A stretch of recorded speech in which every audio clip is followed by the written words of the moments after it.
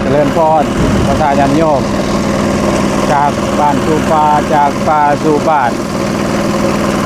จากป่าสู่ภูเขาจากภูลุ่นเน่าสู่ภูเขาค้วยตอนนี้คณะจริตุดง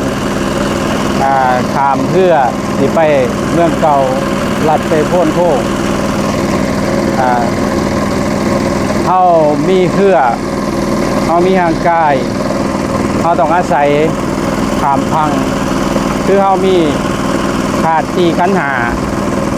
เขาอาศัยขาดที่ขันหานี่เพื่อขามพังวัฏสงสารมีห่างกายเป็นที่อยู่ของจิตใจเขาก็ต้องรักษาห่างกายให้มัน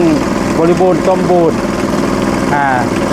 ใช้ห่างกายเป็นผลประโยชน์เพื่อเขาสิขามพังเยี่ยนหูห่างกายนี่ก็คือกันเป็นย่านพาหนะเพื่อเขาขามพังเพื่อเขาต้องรักษาให้มันดีบ่อยมันลมบ่อยมันจมลงเพราะฉะนั้นมันมีอันตรายในการขามพังเนาะเอาตัวญาติโยมอนุโมทนาสาธุไปผู้ใดเห็นคลิปนี่เนาะ